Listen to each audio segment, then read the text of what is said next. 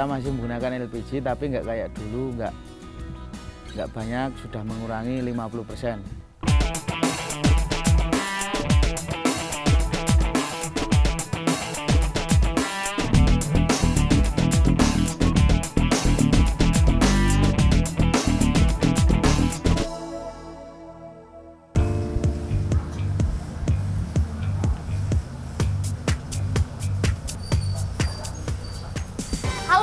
Ketemu lagi sama Nadia di Bumiku 1. Nah, sekarang Anda sedang berada di areal peternakan PT Tribahagia Cipta Mandiri di kawasan Parung Gunung Sindur.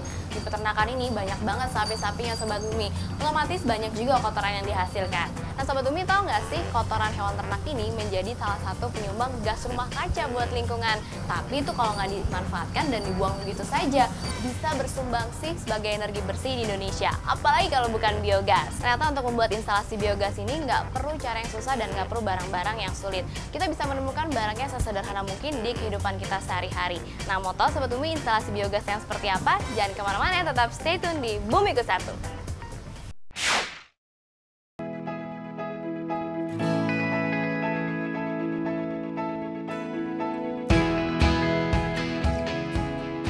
Sobat Bumi, di tengah krisis energi fosil saat ini, energi alternatif menjadi harapan agar kita tetap bisa mengikuti perkembangan teknologi yang kini banyak disokong oleh sumber energi. Lihat aktivitas dan barang di sekeliling kita. Begitu banyak yang harus disokong oleh energi. Pencarian sumber energi alternatif memang sudah banyak dilakukan. Namun masih juga belum optimal bisa diaplikasikan oleh banyak masyarakat.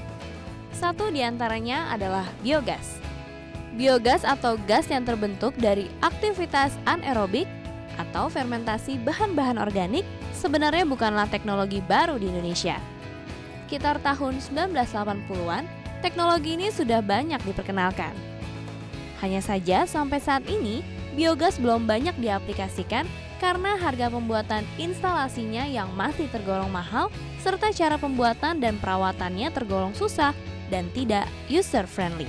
Ini terbukti Sobat Bumi, masih banyak warga yang harus menunggu datangnya subsidi pembangunan instalasi biogas, barulah mereka bisa merasakan manfaat dari biogas. Yang telah kami buat di desa kami itu pakai gorong-gorong, itu lebih sulit. Jadi pembiayaannya juga lebih besar. Lalu umpama terjadi kerusakan, kita akan membeli alat-alatnya itu juga lebih mahal lagi. Melihat hal ini, Yayasan Kanopi Indonesia mencoba berkreasi mengkombinasikan barang bekas dan barang yang bisa kita temui di sekitar kita untuk dijadikan instalasi biogas.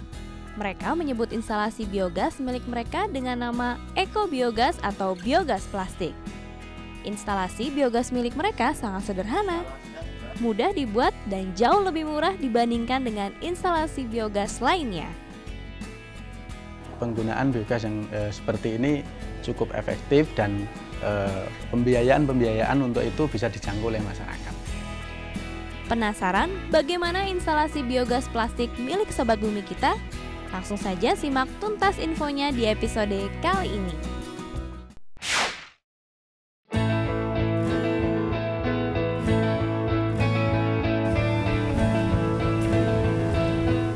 Sobat Bumi, biogas plastik punya Sobat Bumi kita ini berbeda loh dengan biogas permanen lainnya. Karena biasanya digesernya ini terbuat dari beton atau dum. Namun Sobat Bumi kita menyiasatinya dengan menggunakan bahan plastik sehingga bisa lebih ekonomis. Walaupun menggunakan bahan plastik, namun biogas ini masih tergolong ramah lingkungan Sobat Bumi. Karena masa pakainya yang tergolong lama yaitu sekitar 5-7 tahun. Dan apabila biogas ini sudah tidak bisa dipakai lagi, plastiknya masih bisa didaur ulang. Mau tahu info lengkapnya seperti apa? Tetap saksikan segmen chat yang satu ini ya.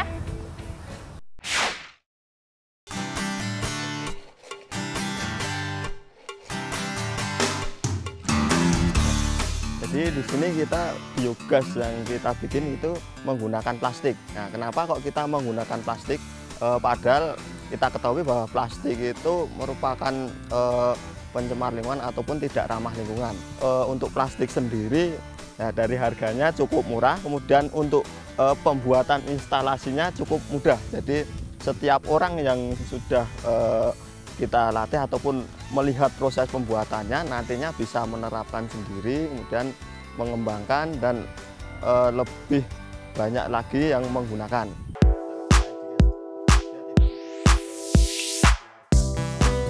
Untuk mengembangkan biogas sendiri sebenarnya bahan bakunya banyak sekali, misalnya dari limbah rumah tangga, kemudian ada sisa-sisa makanan, sisa sayur yang telah dimasak, kemudian bahan-bahan organik yang lain, misalnya sampah-sampah organik itu juga bisa dikembangkan untuk menghasilkan energi biogas. Nah, nanti dari bahan-bahan tersebut kita olah menggunakan suatu instalasi, tidak harus dengan plastik, bisa dimodifikasi yang sederhana menggunakan drum, menggunakan bak-bak kecil, kita tampung, kita proses difermentasi dengan bantuan bakteri tadi, akan menghasilkan gas dan bisa digunakan di masyarakat perkotaan. Jadi semua masyarakat sebenarnya bisa memanfaatkan energi biogas, karena bahan baku saya kira juga bermacam-macam, asal itu bahan organik itu bisa dijadikan biogas, karena biogas sendiri adalah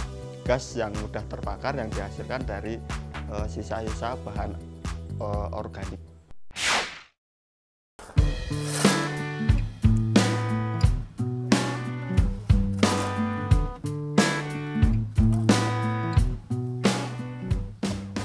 Sobat Bumi, kotoran hewan ternak ini sangat potensial apabila diolah menjadi gas. Bagus juga untuk digunakan jadi pupuk. Nah, di areal peternakan tempat Nadia sekarang ini, mereka mengolah kotoran hewan ternak ini menjadi pupuk yang nantinya akan digunakan di pertanian organik. Sobat Bumi, sebenarnya semua instalasi biogas sama saja. Hasil akhirnya pun yang dikeluarkan sama, yaitu berupa gas dan sluri atau pupuk cair. Namun kali ini yang berbeda hanya pada bahan dan proses pembuatannya saja. Instalasi biogas plastik punya Sobat Bumi kita ini sangat sederhana dan dapat diaplikasikan sendiri oleh masyarakat. Bahan-bahannya pun mudah untuk diperoleh. Penasaran kan Sobat Bumi? Langsung aja kita lihat di segmen Kulak-Kulik yang satu ini.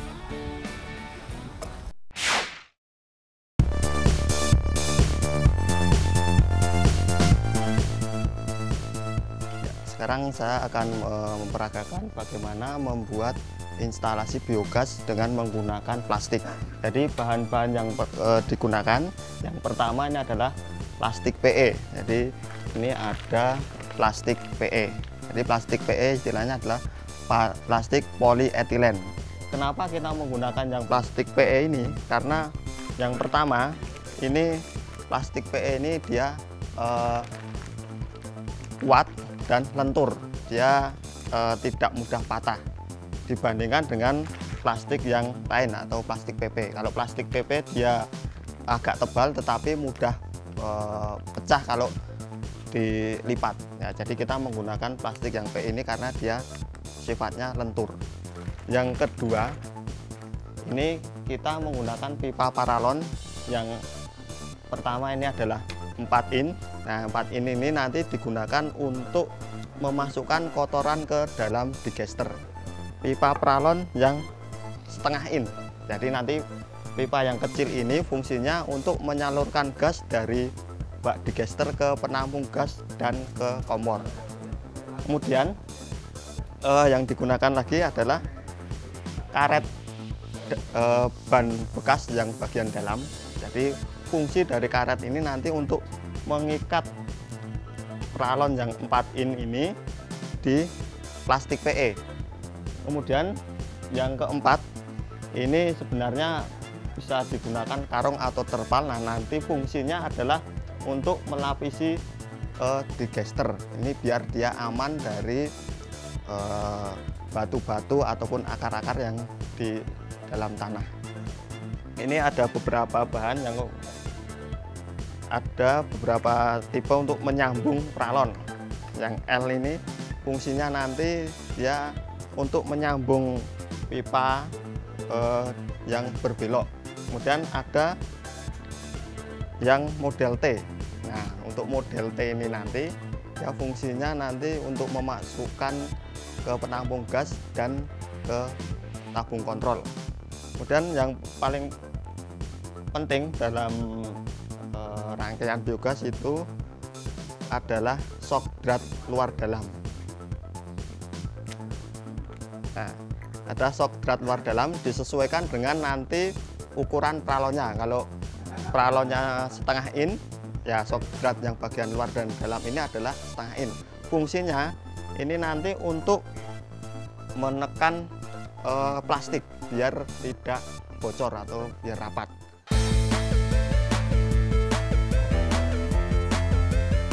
Setelah kita membuat saluran keluar tadi, kita akan sambung dengan pipa paralon. Nah, ini nanti kita alirkan sampai ke penampung gas. Nah, penampung gas juga sama ini. Penampung gas ini kita gunakan juga plastik PE. Jadi plastik PE selain untuk digester, kita gunakan untuk penampung gas. Kita alirkan menggunakan pipa paralon. Nah, sebelum sampai ke penampung gas, di sini ada suatu instalasi lagi. Ini adalah untuk kontrol. Nah, kontrol di sini kita gunakan tabung botol yang bekas, kita isi air, kemudian pralon yang kita gunakan yang potongan yang T, kita masukkan ke dalam botol tadi. Nah, kontrolnya seperti ini. Jadi di sini nanti fungsinya kontrol ada dua. Yang pertama dia akan mengontrol gas yang ada di digester dan penampung gas. Kalau sudah penuh, otomatis nanti udara gas itu akan keluar dengan sendirinya melalui botol ini. Jadi dia akan lebih aman biar tidak mudah meledak. Selain itu, kontrol fungsi yang kedua itu untuk menjebak uap air. Jadi karena di dalam proses fermentasi biogas tadi itu masih ada H2O atau uap air yang terbawa di gas. Nah, nanti dia akan jatuh karena lebih berat daripada gas, air akan jatuh ke tabung kontrol ini. Gitu. Nah, setelah dari kontrol ini baru masuk ke penampung gas. Nah, kenapa kok kita menggunakan penampung gas di sini? Karena biogas instalasi yang kita bikin adalah dari plastik. Dari plastik ini adalah tekanannya cukup rendah. Jadi kalau langsung dari digester masuk ke kompor, api yang dihasilkan atau gas yang dihasilkan akan lebih sedikit. Jadi kita tampung dulu di penampung gas biar lebih banyak, kemudian baru kita alirkan ke kompor. Nah, sebelum ke kompor ini masih ada satu alat lagi. Ini ada stop kran istilahnya. Nah, stop kran ini nanti untuk mengatur besar kecil gas yang keluar dari penampung gas. Jadi kalau kita mau api yang besar, otomatis kita buka penuh. Kalau apinya kecil, buka kecil. Kalau tidak digunakan baru kita tutup. Nah, itu. Kemudian kompor itu bisa kita gunakan kompor yang bekas ataupun kompor yang sudah tidak terpakai. Jadi kita manfaatkan bahan-bahan yang sudah tidak terpakai. Ya, jadi kita sudah selesai memasang instalasi biogas plastik ini. Sudah dipasang di lubang dengan kemiringan kurang lebih 5 derajat agar nanti proses kotoran yang masuk kemudian bisa keluar dengan lancar. Jadi kemudian setelah hampir selesai, ini kurang lebih ini 80%, nanti tinggal diisi dengan kotoran campur air dengan perbandingan 1:1 sampai penuh. Dan kalau sudah penuh baru nanti 4 hari kemudian baru gas di penampungan gas akan terisi. Dan setelah terisi bisa digunakan setiap hari itu kurang lebih 4 jam.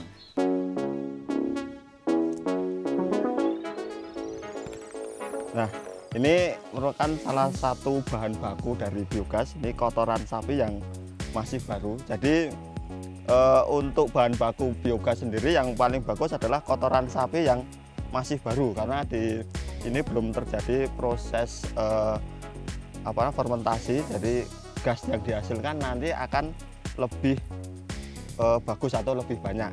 Nah, untuk satu ekor sapi sendiri kurang lebih setiap hari itu menghasilkan 2-3 ember kotoran.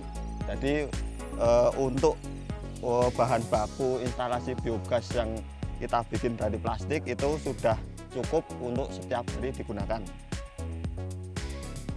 Nah, dari kotoran sapi yang padat ini nanti kita akan campur dengan air, komposisi adalah 1:1, atau nanti kita lihat kalau sudah encer itu baru kita masukkan ke digester atau bak untuk fermentasi.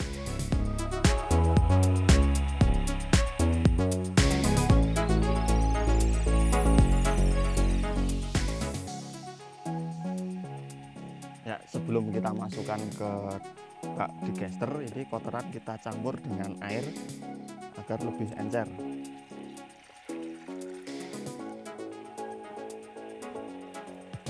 Nah, tujuan untuk ngasih air ini adalah supaya nanti kotoran ini bisa masuk ke sana dan lebih homogen, sehingga fermentasi akan terjadi sempurna.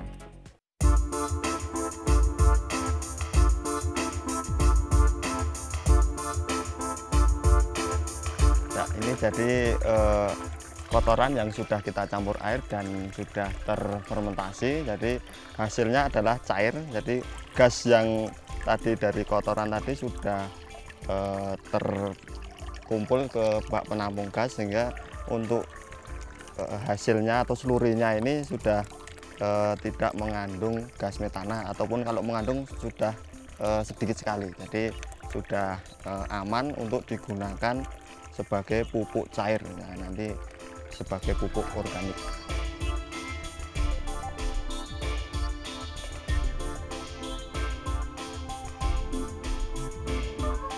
Ya, jadi karena kita ada penampung gas dan tekanannya rendah, jadi untuk membantu api yang dihasilkan atau gas yang dihasilkan itu masih ada satu alat lagi, yaitu alatnya adalah pemberat yang ada di atas. Itu fungsinya adalah menekan dari tabung gas ini agar gas mengalir ke kompor. Jadi sebelum kita gunakan atau kita nyalakan kompornya, ikatan tali yang menahan pemberat kita lepas agar menekan tabung penampung gas. Nah, dari tabung penampung gas nanti baru akan mengalir ke kompor.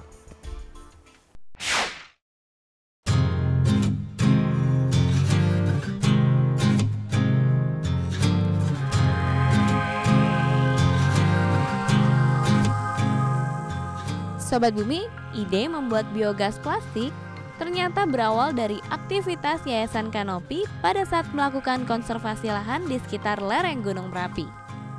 Di sana mereka menemukan masih banyak warga yang bergantung pada kayu bakar sebagai sumber energi untuk memasak dan penerangan. Tentunya hal ini menjadi salah satu ancaman terjadinya penebangan pohon. Untuk itu, Yayasan Kanopi Indonesia berinisiatif menawarkan sumber energi alternatif melalui ekobiogas atau biogas plastik. Proyek pelatihan pembuatan instalasi biogas plastik sudah dilakukan sejak tahun 2008 yang berlokasi di Dusun Petung, Kecamatan Cangkiran, Kinarharjo. Pelatihan ini kemudian terus dilakukan setiap tahunnya hingga ke Sulawesi Utara, Sulawesi Tenggara, Pekalongan, Gunung Kidul, Bantul, Boyolali, dan baru-baru ini dilakukan di Desa Hargowilis, Kecamatan Kokap Kulon Progo. Antusias warga terhadap biogas plastik ternyata cukup tinggi Sobat Bumi, seperti di Dusun Gumuk, Desa Merian, Boyolali. Warganya ini menerapkan sistem arisan, di mana setiap orang menyumbangkan 50.000 setiap bulannya untuk pemasangan instalasi biogas plastik di masing-masing rumah mereka. Dengan begitu, biaya pembuatan instalasi biogas plastik yang hanya berkisar 500.000 akan semakin terasa ringan. Sobat Bumi, gak lengkap rasanya kalau kita tidak mendengar komentar Sobat Bumi kita yang sudah merasakan manfaat dari biogas plastik ini. Langsung saja kita simak obrolannya ya. Setelah kami disosialisasi dan praktek bersama-sama, ya ini suatu cara atau pemasangannya, pelaksanaannya itu ya cukupan. Jadi tidak mudah juga tidak sukar, tapi perlu kecermatan dan ketelitian. Biogas ini bisa kami gunakan untuk memasak sekitar 3 jaman. Kita masih menggunakan LPG, tapi nggak kayak dulu, nggak banyak, sudah mengurangi 50%. Di samping itu kotoran yang semula hanya untuk pupuk kan sekarang bisa dimanfaatkan untuk kepentingan masak, untuk kepentingan penerangan, untuk kepentingan yang lain. Sahabat Bumi, jangan kemana-mana ya, karena akan masih ada berita lingkungan yang gak kalah seru dan gak kalah menariknya.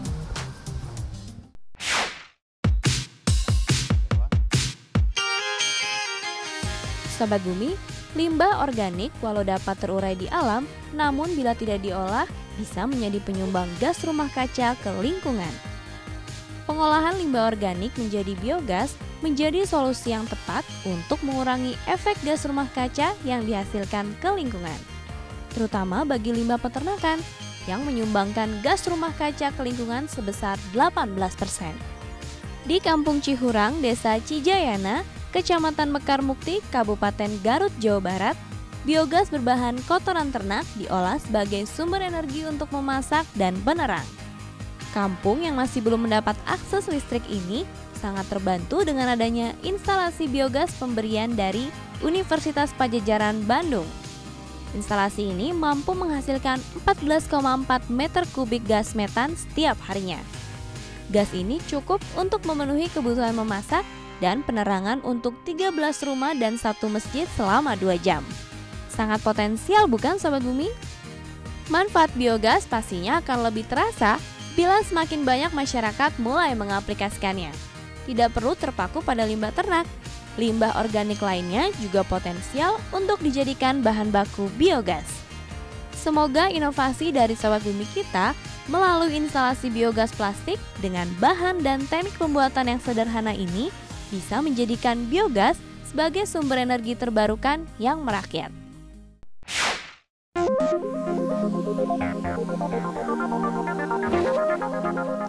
Ya, saya kira untuk biogas sendiri itu energi yang lebih bersih ataupun ramah lingkungan daripada energi ataupun yang dihasilkan dari bahan bakar fosil. Karena hasil atau efek yang lain dari energi fosil tadi itu menghasilkan gas-gas timbal yang tentunya lebih berbahaya bagi lingkungan. Nah, kalau biogas sendiri juga menghasilkan gas yang sisa pembakaran itu gas karbon, ya, saya kira hasilnya lebih kecil daripada gas-gas karbon dari energi bahan bakar yang lain.